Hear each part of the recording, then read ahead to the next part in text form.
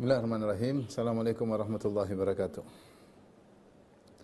Alhamdulillahi ala ihsani wa syukru lahu ala taufiqihi wa amtinani wa asyhadu an la ilaha illallah wahdahu la syarika lahu ta'ziman li sya'ni wa asyhadu anna Muhammadan abduhu wa rasuluhu ila ridwani. Allahumma salli alaihi wa ala alihi wa ashabihi wa ikhwani.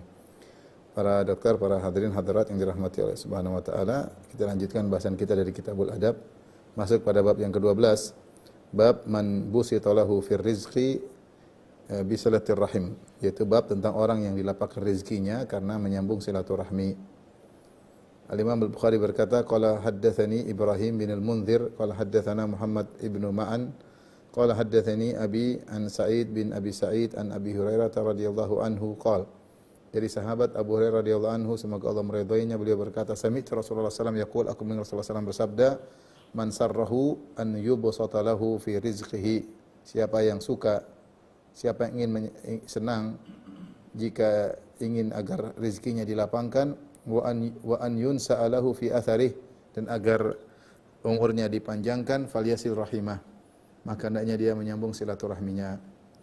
Kemudian hadis berikutnya kata Imam Al-Bukhari rahimahullah, wala haddatsana Yahya bin Bukair qala haddatsana Laits an Uqail an Ibn Shihab qala akhbarani Anas ibnu Malik anna Rasulullah sallallahu alaihi wasallam qala, bahwasanya Rasulullah sallallahu bersabda, man ahabba, ini dari hadis Anas, yang tadi dari Abu Hurairah, sekarang dari Anas bin Malik dengan makna yang sama. Rasulullah SAW bersabda, man ahabba an yubsata lahu fi rizqihi wa yunsa'a lahu fi athari falyasil rahimah, siapa yang suka dilapangkan rezekinya, dipanjangkan umurnya, maka hendaknya dia menyambung silaturahmi. Taib, ada beberapa hadis yang semakna dalam riwayat yang lain disebut oleh Ibnu Hajar rahimahullahu taala, datang dalam Tirmizi dan dihasankan oleh Tirmizi, di mana dari riwayat yang lain Abu Hurairah menyampaikan hadis Nabi, inna silaturrahim mahabbatun fil ahl, menyambung silaturahmi maka menjadikan dicintai oleh keluarga, masratun fil mal, menambah harta, mansa'atun fil athar, dan memanjangkan umur.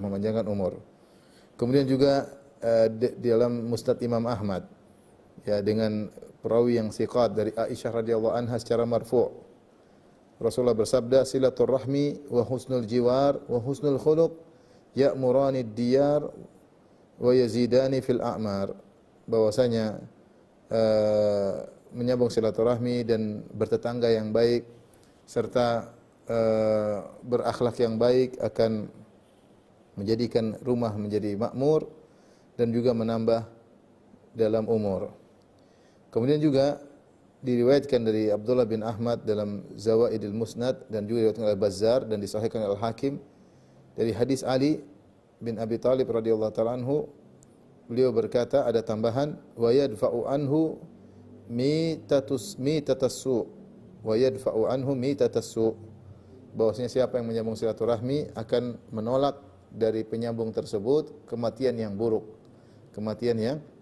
Ini tambahan bahwasanya silaturahmi selain menambah rezeki dan juga memanjangkan umur, juga mencegah seorang su'ul khatimah. Karena silaturahmi adalah berbuat baik kepada kerabat. Dan ini semakna dengan hadis yang lain, kata Rasulullah SAW, sana'i'ul ma'ruf taqi masari as-su', berbuat baik kepada orang lain mencegah kesudahan yang buruk. Jika berbuat baik kepada orang lain mencegah kesudahan yang buruk, bagaimana apatah lagi berbuat baik kepada karib kerabat. Makanya dalam riwayat ditambah wa yadfa'u anhu mitatassu, maka silaturahmi mencegah seorang meninggal dalam kematian yang buruk. Taib, di sini secara umum ada dua pendapat di kalangan para ulama, dua pendapat tentang makna menambah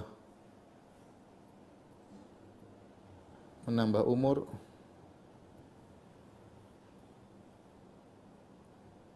recording in progress, menambah rezeki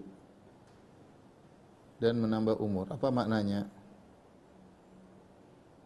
Dua pendapat yang sangat kuat. Pendapat pertama, maksudnya ini hanyalah kinayah atau majaz,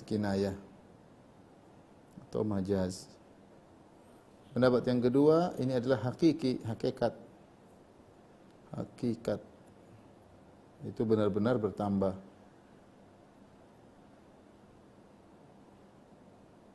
Adapun pendapat pertama, mereka mengatakan bertambah maksudnya adalah diberkahi. Diberkahi. Adapun umur dan rezeki tidak berubah. Tidak berubah sesuai dengan takdir. Berubah sesuai takdir. Sebagaimana Allah Subhanahu wa taala berfirman tentang umur, fa idza jaa ajaluhum la yastakhiruna sa'ata wa la yastaqdimun. Jika telah datang ajal mereka maka tidak bisa ditunda sedikit pun dan tidak bisa dimajukan. Maka maksud dari ditambah rezeki ditambah umur maksudnya ditambah keberkahan. Itu diberkahi. Ya, artinya apa diberkahi? Allah beri taufik kepada hamba tersebut. Jika dia punya harta meskipun sedikit, artinya tidak bertambah, harta yang sama namun ternyata diberkahi. Dia gunakan untuk sedekah, dia gunakan untuk ibadah, dia gunakan untuk menyambung silaturahmi, dia tidak gunakan untuk maksiat, dia tidak mubadzir, dia tidak israf. Ya, sementara yang satu mungkin hartanya banyak tapi ternyata mubadzir, buang-buang, foya-foya. Sehingga ketika dia menyambung silaturahmi, Allah semakin memberkahi hartanya sehingga hartanya tidak terbuang sia-sia. Semua hartanya dia gunakan untuk ketaatan. Ya, tentunya ini seakan-akan menambah hartanya sehingga dia semakin bermanfaat hartanya tersebut baginya di akhirat, ya. Demikian juga bertambah umurnya sama, maksudnya Allah memberikan berkah pada umurnya sehingga umurnya meskipun tidak bertambah secara hakikat tetapi ternyata umurnya dia gunakan untuk bertakwa kepada Allah Subhanahu wa taala, untuk ibadah kepada Allah Subhanahu wa taala, tidak buang-buang umur seperti menggunakan umur dibuang-buang untuk nonton film yang tidak-tidak, untuk mendengar berita yang tidak-tidak, dia buang umur. Itu namanya orang buang umur, nonton konten-konten yang tidak ada faedahnya, nonton konten-konten yang banyak sekarang orang hobi buang umur. Sehingga ketika dia menyambung silaturahmi, Allah jaga dia, umurnya tidak bertambah tetapi diberkahi oleh Allah Subhanahu wa taala.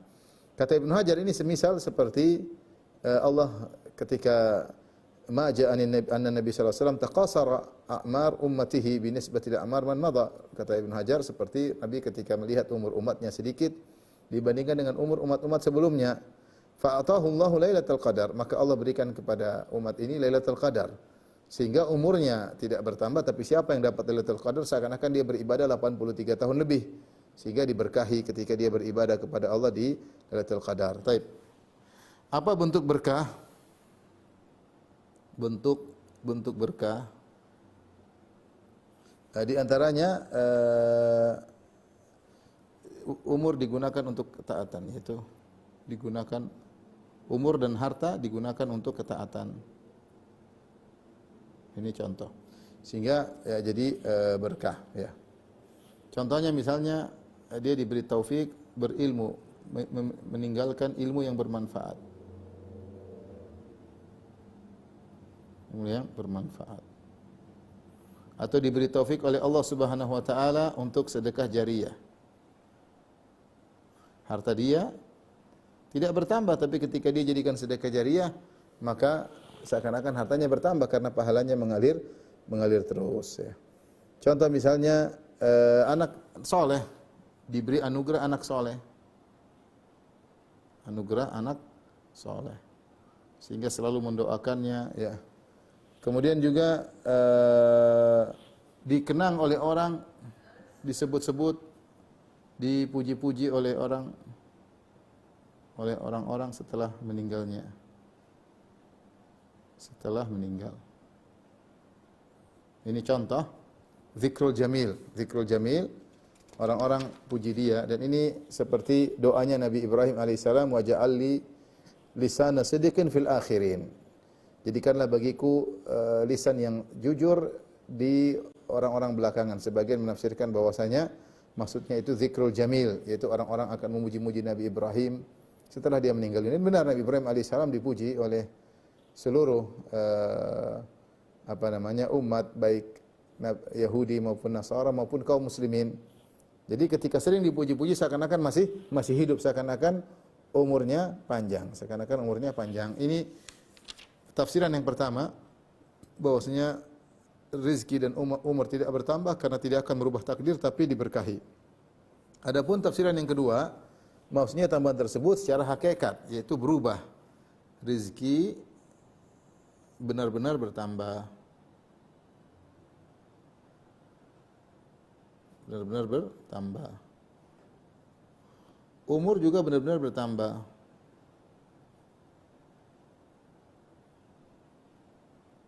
Bertambah. Baik. Timbul pertanyaan, apakah takdir berubah?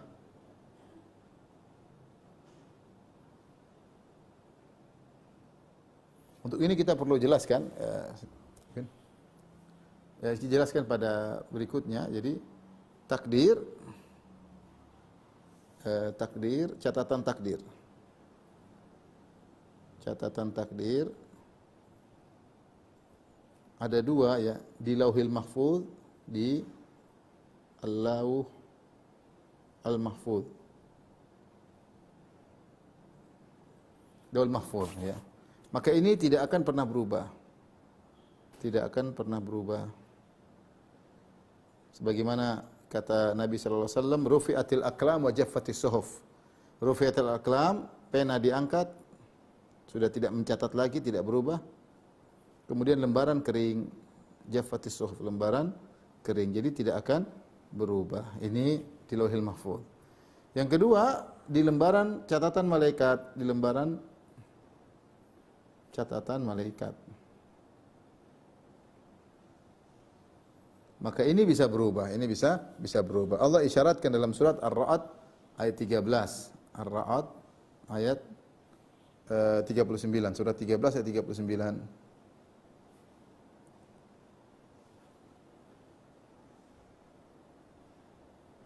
Kata Allah, yamhullahu ma yasha' wa yuthbit wa indahu umul kitab. Allah menghapus yang Allah kehendaki dan Allah tetapkan apa yang Allah kehendaki di sisi Allah. Lauhil Mahfuz. Lauhil Mahfuz ini enggak ada yang tahu.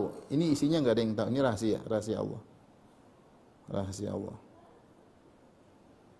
Malaikat tidak tahu, para nabi juga tidak tahu. Malaikat tidak tahu. Dan juga para nabi, yang tahu cuma Allah. Tidak ada yang tahu.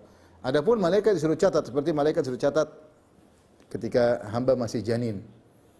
Ya, maka disuruh dicatat fikat bi rizqihi wa ajali syakin am sa'id, disuruh catat ajalnya, rezekinya, masuk surga atau masuk neraka, dicatat oleh malaikat. Nah, para ulama mengatakan catatan malaikat ini bisa berubah, bisa berubah. Berubah ini bisa dua model, bisa disebut takdir al-muallaq. Takdir al-muallaq, yaitu gantung, takdir yang gantung. Bisa dua model, bisa dua kemungkinan. Takdir yang gantung. Misalnya begini. Allah bilang disuruh catat, misal disuruh catat jika dia menyambung silaturahmi,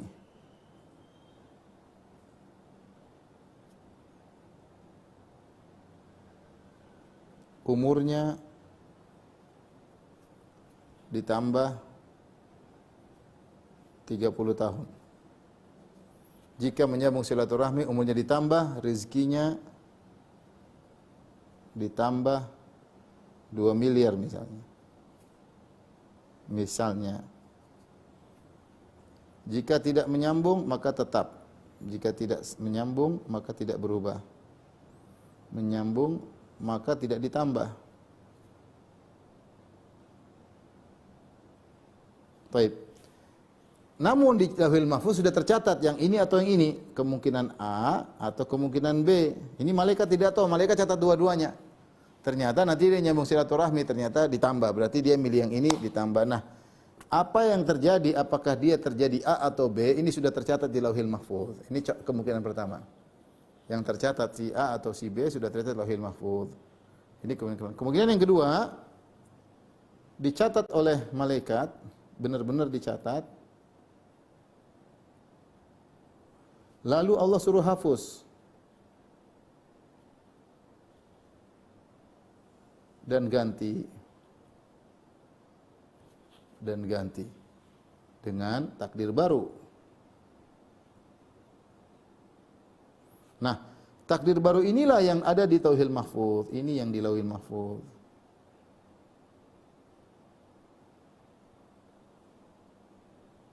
Allah sudah catat di Lauhil Mahfuz, si anak ini dicatat umurnya ternyata 60 tahun karena dia menyambung silaturahmi. Allah suruh ganti 50 di 60 dihapus jadi 70 tahun tambah 10 tahun. Rezekinya 5 miliar, Allah suruh hapus jadikan 10 miliar, 20 miliar. Itu semua sudah di Lauhil Mahfuz. Dan pendapat kedua ini yang kemungkinan kedua yang lebih kuat berdasarkan zahir firman Allah, yamhullahu ma yasha wa yuthbit. Allah menghapus yang Allah kehendaki dan Allah menetapkan apa yang Allah kehendaki. Wa indahu umul kitab, dan ternyata di Lauhil Mahfuz sudah ada catatan yang tidak berubah. Ini pendapat kedua, maksudnya benar-benar terjadi perubahan, takdir dirubah, ditambah rezekinya, ditambah umurnya. Yang dirubah tapi di catatan malaikat, bukan di catatan Lauhil Mahfuz. Proses perubahan ini semua sudah tercatat di Lauhil Mahfuz. Karena malaikat tidak tahu apa yang Lauhil Mahfuz, dia hanya tahu yang didiktekan di catatannya. Ternyata Allah suruh rubah. Pahamnya insyaallah ini makna kedua dari pendapat terkait dengan hadis ini. Saya ulangi. Jadi menambah rizki dan menambah umur, dua pendapat. Yang pertama hanyalah majaz, yaitu umur dan rizki tidak berubah. Kemudian yang kedua maknanya hakikat benar-benar berubah. Adapun perubahan tersebut, maka sebagaimana kita jelaskan, catatan takdir ada dua. Ada yang Lauhil Mahfuz, ini tidak akan berubah. Yang di lembaran malaikat bisa berubah. Adapun lembaran malaikat bisa berubah sesuai dengan Allah firmankan dalam surat Ar-Ra'd ayat 39, yamhullahu ma yasha wa yuthbit wa indahu umul kitab. Allah menghapus yang Allah kehendaki, Allah menetapkan yang Allah kehendaki, dihapus dan ditetapkan, tetapi di sisi Allah ada Lauhil Mahfuz yang tidak akan berubah. Tapi kita lanjutkan bab berikutnya. Bab 13, bab man wasala wasalahullah. Siapa yang menyambung silaturahmi, maka Allah akan menyambung kebaikan dengannya. Ini termasuk al-jaza' min jinsil amal. Balasan sesuai dengan perbuatan. Siapa yang menyambung silaturahmi dengan keluarganya, maka Allah akan menyambung kebaikan kepadanya. Dan ini sebagaimana disebutkan dalam ayat-ayat seperti Allah mengatakan, wa ahsinu innallaha yuhibbul muhsinin. Berbuat baiklah, sungguhnya Allah mencintai orang berbuat baik. Berbuat baik, Allah akan berbuat baik padamu. Hal jazaa'ul ihsani ilal ihsan. Dan bukanlah balasan kebaikan kecuali kebaikan pula. Ya. Maka ini dalil tentang jaza' min jinsil amal. Maka seorang kalau berbuat baik kepada kerabat, Allah akan berikan kebaikan bagi dia di dunia sebelum di akhirat. Akhirat juga. Lebih lagi di akhirat. Adapun dalil-dalil yang disebutkan oleh Imam Bukhari, kita bacakan yang pertama. Imam Bukhari Abu Abdullah rahimahullah berkata, qala haddatsani Bishr bin Muhammad qala akhbarana Abdullah qala akhbarana Muawiyah bin Abi Muzarrid qala sami'tu ammi Sa'id ibn Yasar yuhadditsu an Abi Hurairah an Nabi sallallahu alaihi wasallam, dari Abu Hurairah dari Nabi sallallahu alaihi wasallam, innallaha khalaqal khalqa, sungguhnya Allah menciptakan makhluk, hatta idza faragha min khalqihi qalatir rahim. Jadi Allah ciptakan makhluk, ada yang mengatakan seluruh makhluk.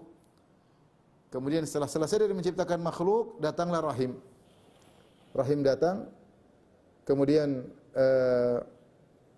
berkata kepada Allah, hadza maqamul a'idhi bika minal qati'ah. Ini adalah tempat yang berlindung kepada engkau dari terjadinya silaturahmi. Yaitu rahim datang dalam bentuk makhluk, kemudian berlindung kepada Allah dari terputusnya dia. Qala na'am. Kata Allah, iya. Kata Allah kepada rahim, amma tardaina an asila man wasalaki, tidakkah kau ridha wahai rahim, aku akan menyambung orang yang menyambungmu, wa aqta'a man qata'aki, dan aku akan memutuskan orang yang memutuskanmu. Qalat bala ya rabbi, rahim berkata, tentu ya Rabbku. Qala fahuwa laki, kalau begitu itu yang berlaku bagimu. Qala Rasulullah SAW berkata, faqra'u in syi'tum, maka bacalah jika kalian berkehendak firman Allah, fahal asaitum in tawallaitum am tusidu fil ardi wa tuqatti'u arhamakum. Dan bisa jadi kalau kalian berkuasa, kalian akan melakukan kerusakan di muka bumi dan kalian akan memutuskan rahim-rahim kalian. Ulaika alladzina la'anahumullah fa asamma ma'ama absarahum. Lanjutan ayatnya, maka itulah orang-orang yang Allah laknat dan Allah butakan mata mereka dan Allah tulikan pendengaran mereka. Ini hadis bahwasanya rahim datang setelah Allah ciptakan makhluk, rahim datang dalam bentuk makhluk yang berbicara dengan lisannya kepada Allah Subhanahu wa taala. Maka dua pendapat di kalangan para ulama, apakah ini majaz atau ini adalah hal yang hakiki bahwasanya rahim benar-benar berbicara, ya. Dan pendapat yang dipilih oleh Al-Hafidz Ibnu Hajar adalah bahwasanya inilah benar-benar hakiki.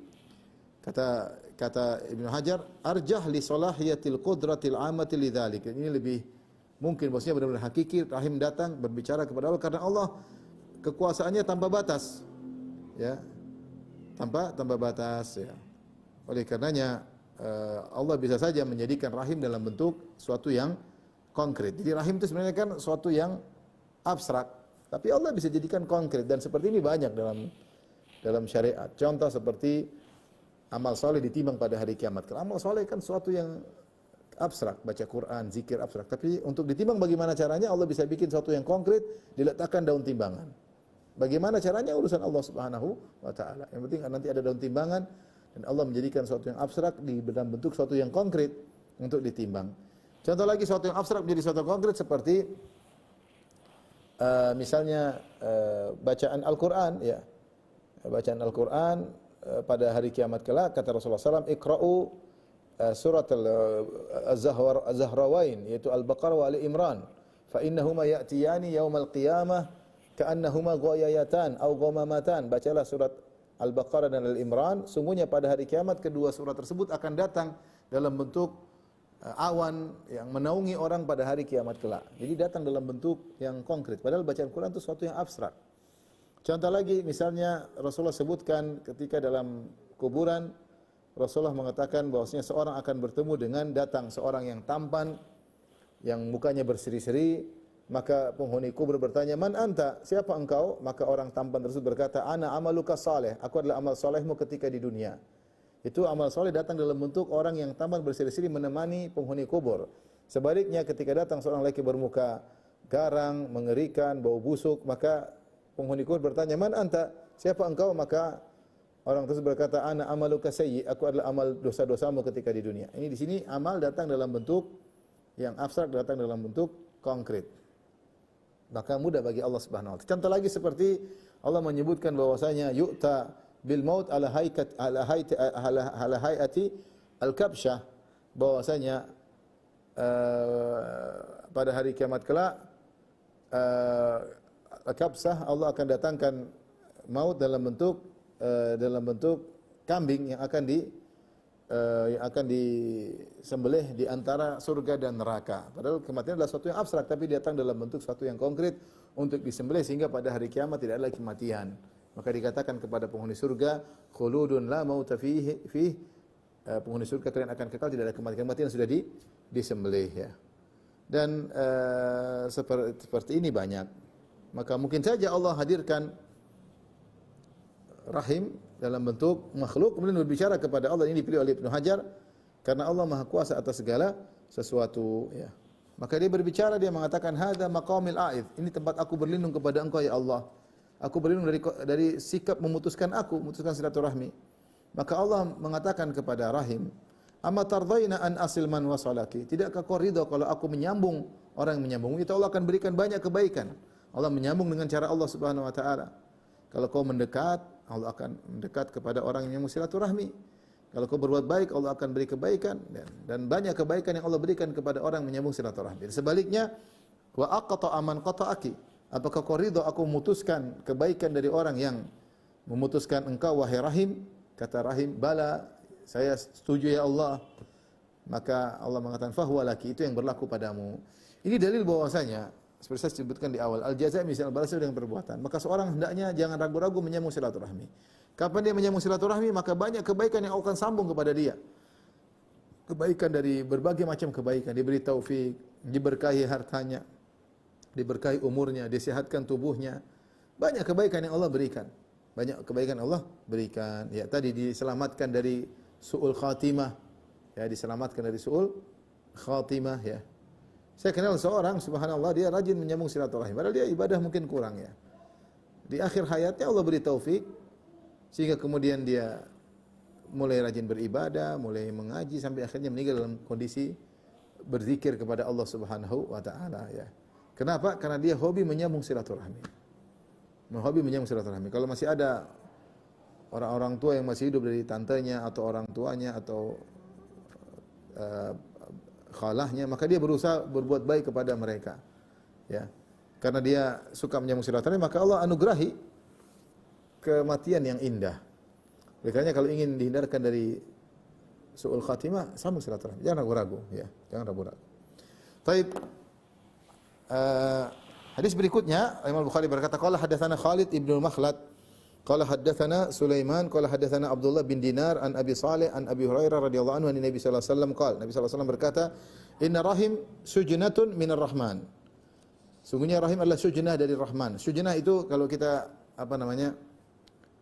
lihat pohon besar, kemudian di bawahnya akarnya banyak, terus mutasyabikah, yaitu nyambung sana nyambung sini, akarnya nyambung-nyambung. Itu namanya sujnah, ya. Makanya kalau orang ada kisah panjang seperti kita di Madinah sering, kalau ada teman saya cerita orang Arab yang mengatakan wal haditsu dzu sujun. Wal haditsu dzu sujun, yaitu kisahnya masih panjang campur masih panjang. Maka apa maksudnya? Ar-rahim sijnatun minar rahman. Rahim adalah akar atau bersambung dengan ar-rahman. Maksudnya ar-rahim itu diambil mustaq, sebenarnya dalam riwayat yang lain, ya. Dalam riwayat yang lain Rasulullah SAW mengatakan khalaqtur rahim wa syaqaqtu laha isman min ismi. Aku ciptakan rahim dan aku ambil dari namaku. Jadi Ar-Rahman. Jadi rahim sama Ar-Rahman ada sama-sama huruf ra, ha dan mim, yaitu kembali kepada makna rahmat. Ya. Oleh karenanya rahim adalah asar dari rahmat Allah Subhanahu wa taala. Asar dampak dari rahmat Allah Subhanahu wa taala. Makanya di sini digunakan dengan lafal sujnah. Seakan-akan satu rumpun dari akar yang sama. Dari akar yang sama, ya. Seakan-akan rahim kembali kepada Ar-Rahman. Dan ini menunjukkan tentang agungnya menyambung silaturahmi. Karena itu menunjukkan kasih sayang. Karena diambil dari kata Ar-Rahman. Oleh karenanya wajar jika Allah membalas kebaikan bagi orang yang menyambung. Faqala Allah, maka Allah berkata, "Man wasalaki wasaltuhu." Siapa yang menyambung engkau wahai rahim, aku akan menyambungnya dengan berbagai macam kebaikan. Wa man qata'aki, dan siapa yang memutuskanmu wahai rahim, qata'tuhu, maka akan memutuskannya. Maknanya sama dengan yang pertama, yaitu siapa yang menyambung silaturahmi akan diberikan banyak keberkahan dan kebaikan. Hadis berikutnya, Al-Imam Bukhari berkata rahimahullah, haddatsana Sa'id ibnu Abi Maryam, qala haddatsana Sulaiman bin Bilal, qala akhbarani Muawiyah bin Abi Muzarrid an Yazid bin Ruman an Urwa an Aisyah radhiyallahu taala anha.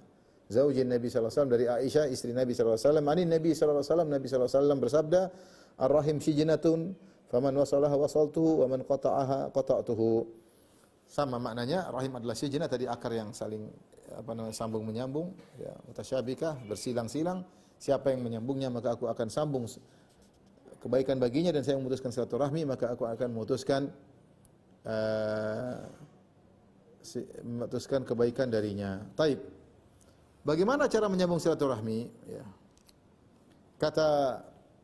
Berkata Ibnu Abi Jamrah, ya, dinukil oleh Ibnu Hajar, takunu silaturahim bil mal. Silaturahim bisa dengan harta. Ini di antara silaturahmi yang terbaik. Orang suka dengan harta, kita bantu harta, kasih sedekah, belikan sesuatu, perhatian sama ponakan, perhatian sama tante, perhatian sama bibi, bule, pak de.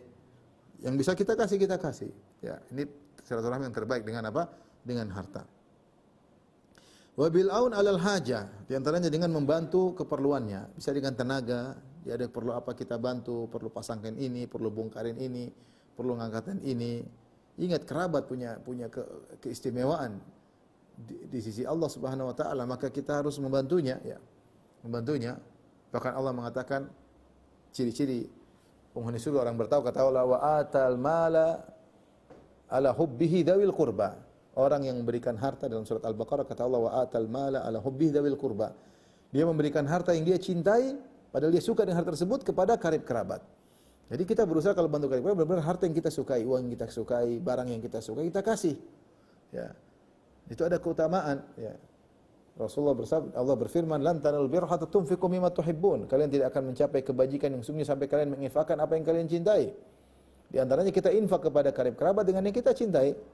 Jangan kasih barang bekas, barang udah merusak baru kasih kakak, kasih adik, enggak. Yang kita suka kita kasih dengan harta. Jadi perlu pengorbanan. Silaturahmi itu butuh pengorbanan. Kata Allah, wa atal mala ala hubbihi dzawil qurba. Dia memberikan harta yang dia sukai kepada karib kerabatnya. Kemudian di antaranya membantu tadi dengan tenaga, membantu keperluannya. Demikian juga wa bidaf'id darar. Di antaranya dengan menolak kemudaratan darinya. Kita berusaha mencegah kemudaratan kena dia. Kita berusaha. Itu di antara bentuk silaturahmi. Wa bitalaqatil wajhi, dan juga senyum, murah senyum kepadanya. Wabid doa, jangan kalau tante datang muka masam, ponakan datang masam kita, wah ini datang sini mau ngabisin makanan di rumah kita jadi muka masam, ini pelit ya. Wabid doa, justru kita senang siapkan makan. Kalau kita punya rezeki, kenapa kita pelit? Wabid doa, diantaranya dengan mendoakan mereka. Jadi jangan lupa kita ini para dokter, doain kakak, doain adik. Jangan doain kita melulu, ya doain kakak, doain adik, doain tante, doain om, doain orang tua, ya, kakak adik jangan lupa, ponakan doain semoga mereka berhasil. Ya, kita doain, ya. Itu di antara bentuk silaturahmi. Wal ma'nal jami', dan makna yang lengkap, maknanya silaturahmi adalah isalu ma amkana minal khair wa daf'u ma amkana minasyarr bihasabi taqah. Adalah menyampaikan kebaikan apapun yang memungkinkan dan menolak kemudaratan apapun dari mereka yang memungkinkan sesuai dengan kemampuan. Kemudian beliau berkata, wa hadza innama yastamirru idza kana ahlur rahim ahla istiqamah. Dan ini terus berlanjut continue jika ternyata rahim yang kita bantu tersebut adalah orang-orang yang bertakwa. Jadi kita terus harus continue. Kita daimumah, jangan silaturahmi kemudian lupa, cukup terpotong, enggak lanjut lagi. Enggak, lanjut terus karena itu adalah ibadah yang dianjurkan untuk terus menerus. Dan semua itu balik kepada kita. Fa in kanu kuffaran aw fujjaran, sebaliknya kalau yang kita sambung itu ternyata orang kafir, kerabat kita orang kafir, bibi kita orang kafir, ponakan kita orang kafir, atau fujjaran, atau tukang maksiat, tukang mabuk, tukang judi, tukang riba dan yang lainnya, fa muqata'atuhum fillah hiya silatuhum, kata Ibnu Hajar menukil perkataan Ibnu Abi Jamrah, justru memboikot mereka itulah silaturahmi mereka. Ini kalau memungkinkan. Zaman dulu memboikot orang pelaku maksiat buat dia bisa sadar. Ketika kita tahu memboikot dia membuat dia sadar, maka boikot. Bi syarti badlil juhdi wa fi wa'dhihim, dengan syarat sudah maksimal dalam menasihati mereka. Thumma i'lamuhum idza asarru anna dzalika bisababi takhallufihim 'anil haqq wa la yasqutu ma'a dzalik silatun bid-du'a lahum bi dhahril ghaib an ya'udu ila tariqil muthla. Dan kasih tahu kami bersikap memboikot kalian karena kalian masih terus bermaksiat. Ya. Justru proses boikot tersebut inilah bentuk silaturahmi kepada mereka. Akan tapi meskipun kita sedang memboikot mereka, mendiamkan mereka, tetap hendaknya berdoa karena doa tetap adalah salah satu bentuk silaturahmi agar mereka kembali kepada jalan yang benar. Ini tentu Ibnu Hajar berbicara tentang suatu kondisi di mana orang, kalau saudara kita pelaku maksiat kita boikot, dia menjadi baik maka boikot.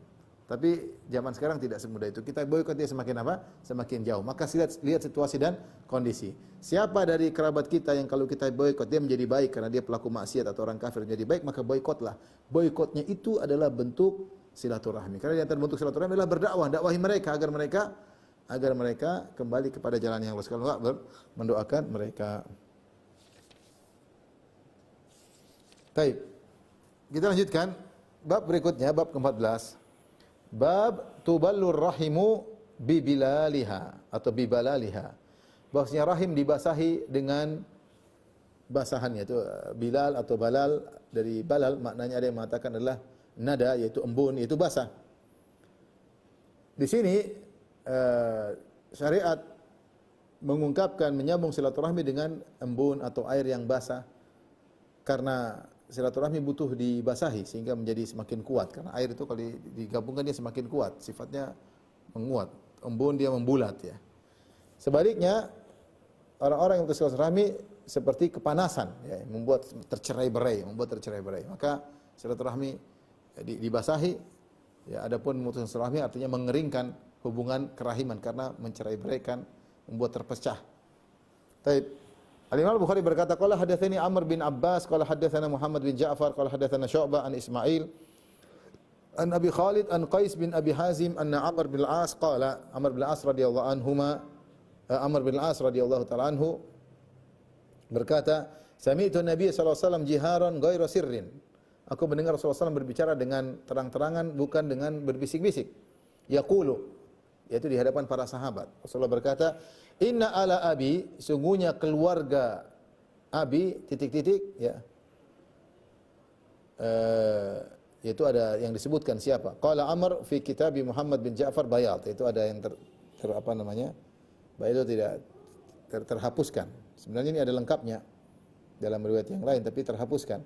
Laisu bi auliyai, yaitu keluarga ini bukanlah dari wali-waliku, penolong-penolongku. Innama waliyallah wa salihul mu'minin. Sungguhnya penolongku atau yang punya hubungan baik denganku adalah Allah dan orang-orang beriman yang saleh. Orang beriman yang saleh. Zada Ambasa bin Abdul Wahid an Bayan an Qais an Amr bin Al-As qala sami'tu Nabi sallallahu alaihi wasallam. Dalam riwayat yang lain ada tambahan, Rasulullah mengatakan walakin lahum rahimun abulluha bi balaliha.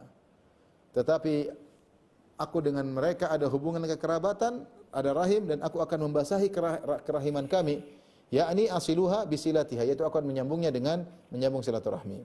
Tapi di sini Nabi mengatakan sungguhnya Bani Fulan atau keluarga Fulan, ya meskipun secara nasab dekat denganku, tapi mereka laisu bi auliyai. Mereka bukan wali-waliku. Kenapa? Mereka kafir. Dan wali-waliku adalah Allah dan orang-orang mukmin yang saleh, meskipun bukan tidak ada hubungan nasab denganku. Di sini Rasulullah mengingatkan bahwasanya meskipun ada hubungan kekerabatan, tapi bukan wali-waliku. Karena wali yang sungguhnya yang menolong Nabi adalah orang-orang beriman. Tetapi Nabi mengingatkan di akhir walakin lahum rahimun sa'abulluha bibalaliha. Tetapi aku dengan mereka ada hubungan kekerabatan, maka aku akan sambung. Ada yang mengatakan maksud dari keluarga fulan bukan wali-waliku tapi ada hubungan kekerabatan. Ada yang mengatakan maksudnya Abu Talib. Maksudnya Abu Talib. Ya, Rasulullah yang mengatakan Abu Talib, dalam riwayat disebutkan Abu Talib. Dibahas panjang lebar oleh Ibnu Hajar dalam Fathul Bari. Dalam riwayat disebutkan Abu Talib. Abu Talib itu adalah kerabatku, sangat dekat dengan aku. Bagaimana tidak, dia adalah saudara kandung bapakku. Dia adalah pamanku yang paling dekat dari seluruh paman yang ada di zaman Nabi, paman-paman yang banyak. Yang paling dekat Abu Talib, karena Abu Talib saudara kandung dengan Abdullah, bapaknya Nabi sallallahu alaihi wasallam. Ini yang pertama. Yang kedua, Abu Talib yang memelihara aku, seakan-akan dia ayahku setelah wafatnya Abdullah. Jadi Nabi benar-benar dekat dengan Abu Talib. Dan Rasulullah mengatakan aku akan menyambung silaturahmi kepadanya, tapi dia bukan penolongku. Kenapa? Karena kafir. Karena apa? Kafir ya. Kemudian Nabi mengatakan innama waliyyi, sungguhnya wali-waliku adalah Allah dan salihul mu'minin, dan orang-orang beriman yang saleh. Disebutkan dalam riwayat ada yang menyebutkan maksudnya Ali bin Abi Thalib. Bapaknya kafir tapi anaknya Ali bin Abi Thalib adalah penolongku karena anaknya beriman kepada Allah Subhanahu wa taala, beriman kepada Nabi sallallahu alaihi wasallam. Maka ini dalil bahwasanya silaturahmi hendaknya dibasahi, yaitu terus. Ya, terus. Terkadang meskipun kerabat kita orang kafir, kita tetap berusaha menyambung. Sebagaimana kata Nabi tadi, ya, selama ada maslahat di balik menyambung silaturahmi dengan orang kafir. Sudah pernah kita jelaskan, menyambung silaturahmi orang kafir, jika orang kafir tersebut adalah ayah ibu, maka hukumnya wajib. Jika orang kafir tersebut ayah dan ibu, maka hukumnya wajib. Jika orang kafir tersebut bukan ayah dan ibu, maka hukumnya tidak wajib, dianjurkan. Maka dilihat maslahat. Kata para ulama, jika kau menyambung silaturahmi dengan selain ayah dan ibu kafir, maka hukumnya sunnah. Terlebih lagi jika ada maslahat, misalnya kita berharap dia masuk Islam, maka kita dekati, kita baiki, dia harap masuk Islam. Atau jika dia tidak masuk Islam, kita harap anak-anaknya mudah-mudahan masuk Islam. Intinya kalau ada masalah dakwah, maka lebih ditekankan lagi. Jadi Rasulullah SAW mengatakan Abu Talib meskipun dekat secara nasab bukan wali-waliku, tetapi aku tetap menyambung rahim karena dia adalah pamanku. Makanya dalil bahwasanya menyambung silaturahmi kepada non-muslim kalau kerabat tetap dianjurkan. Tetap dianjurkan, namun tidak sampai pada derajat wajib, kecuali kedua orang tua yang kafir tetap wajib. Apalagi kalau ada maslahat, maka semakin ditekankan seperti maslahat dakwah, semoga dia masuk Islam, atau kalau tidak masuk Islam maka semoga anak-anaknya masuk Islam, atau kalau enggak semoga dia tidak mengganggu kaum muslimin. Maka ini semua ada masalahnya, sambung silaturahmi dan hukumnya dapat pahala. Dan ini di antara kebaikan Islam. Meskipun non muslim maka hendaknya disambung. Kecuali mereka ternyata berbuat zalim, menyakiti, ya ini la darar wala dirar. Kalau kita terganggu, tersakiti, kita boleh menghindar, tidak ada masalah. Ya. Atau tadi kata menukil juga kalau kita boikot ternyata mereka jadi sadar, justru boikot itu lebih baik. Tapi zaman sekarang susah, orang diboikot bukan tidak sadar malah semakin menjadi-jadi karena dia punya komunitas yang sama seperti dia. Tapi kita lanjutkan bab terakhir. Babun laisal wasilu bil mukafi. Bab tentang bukanlah penyambung silaturahmi sejati adalah yang sekedar membalas jika dibaiki, berbuat baik jika dibaiki, namanya mukafi. Ya, bukan itu. Taib. Jadi dalam hadis ini Ibnu Hajar mengatakan tingkatan terkait silaturahmi. Tingkatan yang pertama adalah penyambung silaturahmi. Penyambung silaturahmi. Yang kedua mukafi, hanya mukafi. Itu membalas setimpal.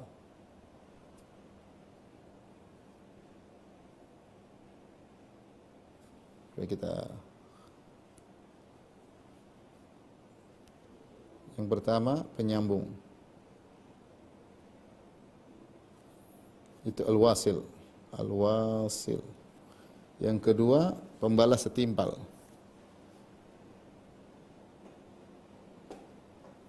Sebut dengan al-mukafi. Yang ketiga pemutus. Sebut al-qati.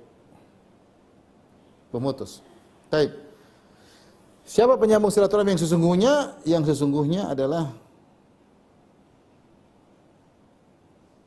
yang berbuat baik meskipun diputus, yang menyambung, yang tetap menyambung meskipun diputusin.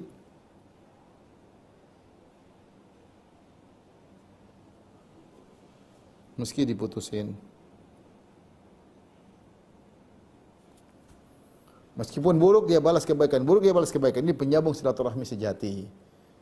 Kenapa dikatakan penyambung silaturahmi sejati? Karena dia berarti menyambung bukan karena mengharapkan balasan, tapi dia benar-benar karena Allah Subhanahu wa taala. Al-mukafi ini yang berbuat baik jika dibaikin. Jika dibaikin, jika tidak enggak.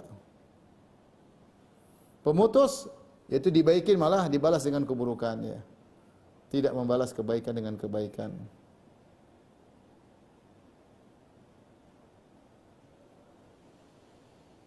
Ini namanya pemutus. Baik, kita bacakan di sini.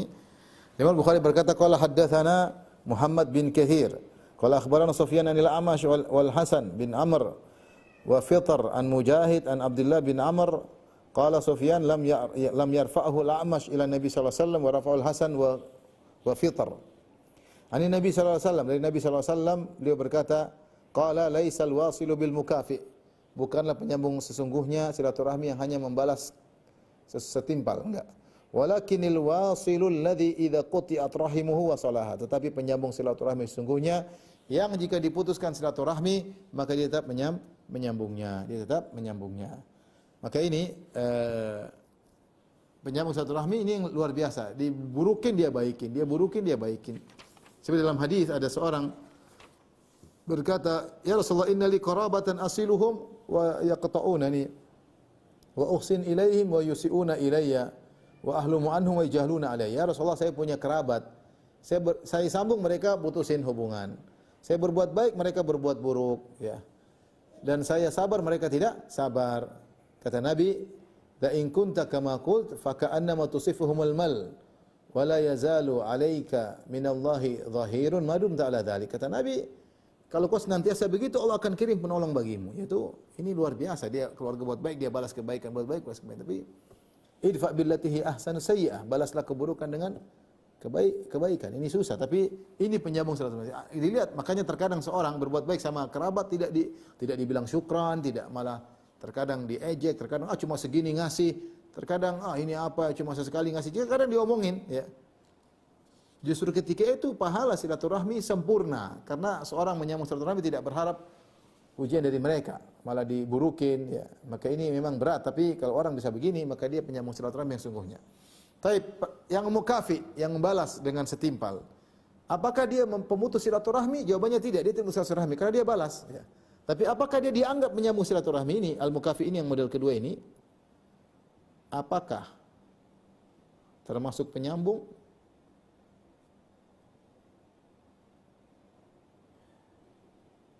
Ada khilaf. Ibnu Hajar menyebutkan pendapat dari At-Tibi, ya, mengatakan iya termasuk penyambung karena dia balas kebaikan meski tidak selevel dengan yang pertama. Yang pertama yang hebat, ini yang silaturahmi tingkat tinggi. Ini sama seperti Nabi SAW mengatakan, laisa syadidu bisur'ah, bukanlah orang yang kuat yang menang dalam pergulatan.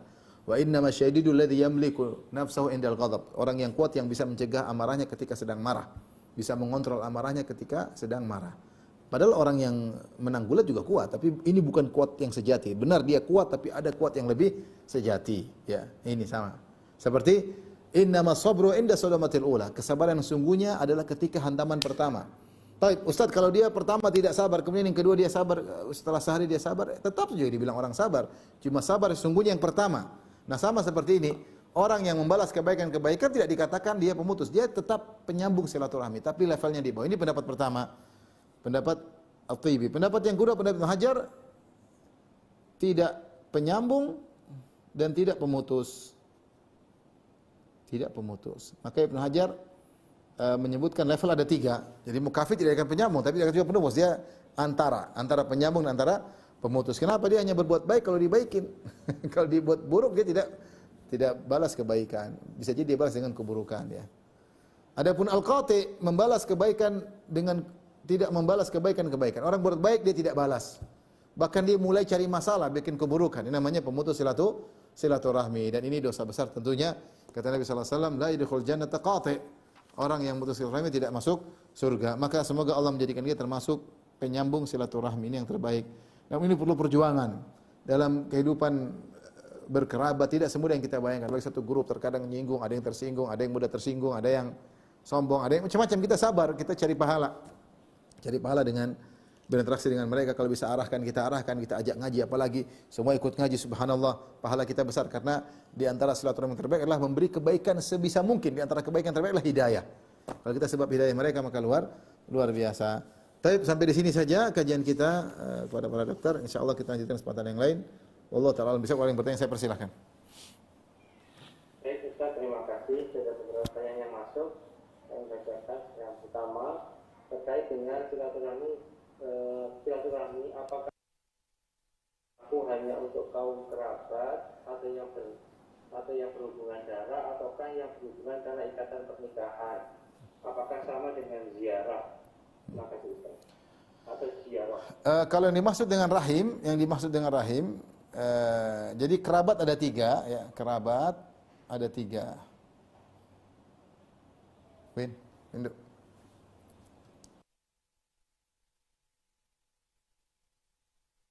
Kerabat ada 3. Yang pertama hubungan nasab. Hubungan nasab ini yang rahim. Yang kedua hubungan susuan. Yang ketiga pernikahan, musaharah. Hubungan pernikahan. Ini semua kerabat dianjurkan kita memberi kepada 3-tiganya. Ini oke, kepada ini.